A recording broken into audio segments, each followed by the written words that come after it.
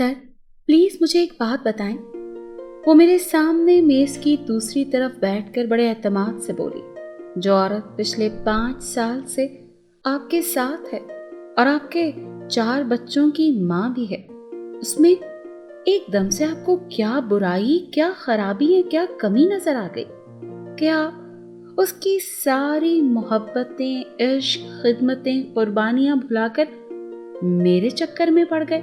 ऐसा कुछ भी नहीं। बात बस इतनी सी है कि मुझे तुमसे इश्क हो गया है, मैंने जवाब दिया। और आपने इस इश्क को मलकियत समझ लिया, मुझे बताए बगैर, मुझसे इजाजत लिए बगैर? उसने सवालिया अंदाज में पूछा। पूछ तो रहा हूं ना, तुम मान जाओ, मैं उसे छोड़ दूंगा, मैंने जवाब दिया। यानी आपकी खुशी की खातिर अपनी ही जैसी एक औरत का घर तबाह कर दूं, जो बिल्कुल बेकसूर है, ये जानती भी नहीं कि आप उसके बारे में क्या सोचते हैं? मुझ में तो इतनी हिम्मत नहीं है। वो हतमी फैसला सुनाने लगी। मैं बेहद परेशान हो गया, समझ में नहीं आ रहा था कि उसे क्या कहूं। मुझे खामोश देखकर बोली, क्या सोचने लगे सर? सोच रहा हूं रब को मनाना कितना आसान है, लेकिन उसके बंदों को मनाना कितना मुश्किल है। फिर तो आप जानते हैं कि रब नाराज भी हो जाता है। मैं खामोश रहा तो मेरे चेहरे पर नजरें जमाकर बड़े सुकून से बोली, मेरे रब को वो इंसान सबसे ज्यादा नापसंद है जो मियाँ बीवी के दरमियान जुदाई डाले या उनके बीच नफरत पैदा करके उनकी अलहदगी का सबब बने। क्या आप चाहते हैं कि मैं खुदा के उन नापसंदीदा बंदों में शामिल हो जाऊं? मैं गौर से उसे देखने लगा। बोली, ये कैसी मोहब्बत है आपकी जो मुझे मेरे रब के हुजूर शर्मिंदा करना चाहती है? मेरे पास उसकी किसी बात का माकूल जवाब नहीं था। मैं बस उसे हासिल करना चाहता था, लेकिन वो किसी सूरत राजी नहीं हो रही थी। वो मुझसे कहने लगी, मुझे तो ये समझ में नहीं आता कि एक मर्द को जब एक औरत अच्छी लगती है तो कुछ ही सालों के बाद उस औरत में दुनिया जहान की खामियां क्यों नजर आने लगती हैं? अगर वही औरत उसे खूबसूरत, स्मार्ट, अट्रैक्टिव लगती है तो उसी की नस्ल को जब वो आगे बढ़ाती है, अपने जिस्म को खराब कर देती है, उसकी देखभाल में अपने दिन रात गंवा देती है, अपने हुस्न को बलाए ताक रख देती है, अपने नखरे खत्म कर देती है, बजाय इसके कि वो उसका एहसान मंद हो, कि वो सिर्फ आकर कमाता है। उसके घर को चलाना और उसकी नस्ल को पाल पोस कर जवान करना, ये भारी जिम्मेदारी उसकी वो हमसफर निभाती है, जिसने अपना आप खराब कर लिया होता है उस मर्द के इश्क और मोहब्बत को पाने की खातिर। फिर उसे दूसरी औरतें कैसे नजर आने लगती हैं? वो मेरे सामने बैठी बोल रही थी और मैं उसे सुन रहा था। कुछ अरसा इसी कश्मकश में गुजरा। फिर आखिरी सेमेस्टर हुआ और वो न जाने कहाँ चली गई। जाने से पहले मेरे पास आई और बोली, सॉरी, मैंने आपका दिल दुखाया।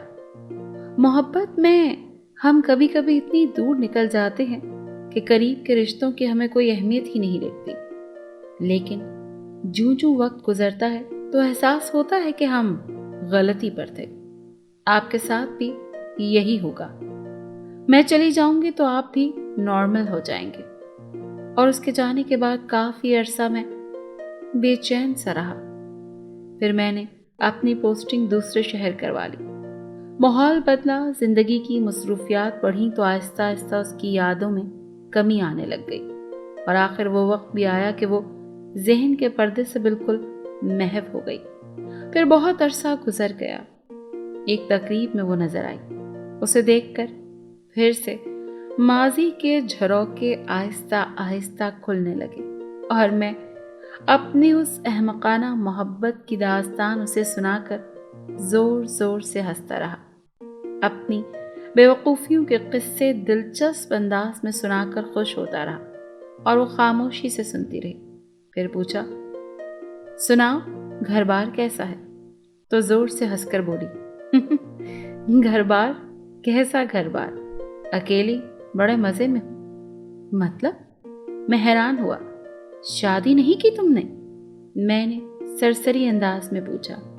तो भीगी सी मुस्कुराहट लिए बोली, क्या करती सर, आपके बाद और कोई अच्छा ही नहीं लगा। चाय का कप मेरे हाथ में लरसने लगा और एक एहसासे नदामत ने कुव्वत गोयाई छीन ली।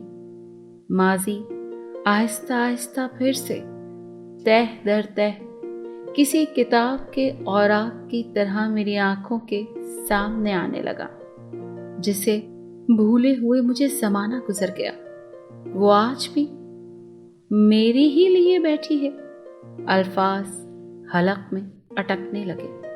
खुद को संभाल कर बड़ी मुश्किल से कह पाया, मगर तुमने तो कभी। मेरी बात काट कर बड़े कर्ब से बोली, जिन्हें अल्लाह की रजा की खातिर छोड़ते हैं उन्हें जज्बों का एहसास नहीं दिलाया जाता, बस लाताल्लुकी का गुमान ही काफी होता है। मैं उसकी शक्ल देख रहा था। मैं उससे और बातें करना चाहता था, मगर वो आहिस्ता आहिस्ता आगे चल दी। मैंने उसका हाथ पकड़ लिया और कहा कि आज जाने नहीं दूंगा जब तक सच बताओगी नहीं। तो वो हंस दी। आंख से एक आंसू छलका। कैसा सच? तुमसे बहुत मोहब्बत की थी। उस वक्त तुम मेरे प्रोफेसर थे। तुमने कह दिया और मेरे दिल ने तुम्हें अपने दिल के तख्त पर बिठा भी लिया। लेकिन फिर पता चला कि तुम शादीशुदा हो, 4 बच्चों के बाप हो, गोखे दिखने में नहीं लगते। फिर तन्हाई में बैठकर बहुत सोचा कि क्या मैं उन औरतों में शामिल हो जाऊं जो घर बैठी उस औरत का घर तबाह कर दें, जो एक मर्द की नस्ल को परवान चढ़ा रही है, उसके घर को संभाल रही है। सच कहा है किसी ने कि एक औरत ही औरत की दुश्मन होती है, और मैं तुम्हारी मोहब्बत में किसी औरत से ऐसी दुश्मनी निभाना नहीं चाहती थी। बहुत सोचकर अपने मोहब्बत के जज्बे को अपने दिल के दरीचों में ही बंद कर दिया, और फिर यही सोच लिया कि बस तुम्हारी आंखों से, तुम्हारी नजरों से दूर हो जाऊं, किसी ऐसी जगह चली जाऊं जहां तुम्हारा वजूद ना हो। और फिर यही किया। मुझे यकीन था कि वक्त के साथ साथ तुम भी संभल जाओगे और मैं भी। संभल तो गई हूं, लेकिन दिल के तख्त पर किसी और को बिठा नहीं पाई। आज भी जब कभी जिंदगी के झमेलों से फुर्सत मिलती है तो तन्हाई में अपने दिल के तख्त पर तुम्हें ही बैठा पाती हूँ। तुमसे ढेरों बातें करती हूँ, तुमसे ही अपने दुख सुख शेयर करती हूँ। ये अलग बात है कि तुम्हें मालूम नहीं, और मैं चाहती भी नहीं कि तुम्हें मालूम हो, क्योंकि मैंने तुम्हें अल्लाह की रजा के लिए छोड़ा था। कभी कभी ऐसा आधा अधूरा इश्क भी मुकम्मल ही होता है, और मैं खुश हूँ कि मेरी वजह से घर में बैठी एक औरत खुश है, उसका मुस्तकबिल महफूज है। मेरा इश्क मुकम्मल है, मेरा दिल मुतमईन है। गो कि मैं अपने चाहने वाले से दूर हूँ, लेकिन वो जो अपने बंदे को 70 माओं से ज्यादा चाहता है, मैं उसके बहुत करीब हूँ। और यही मेरा इश्क और इसकी तकमील है।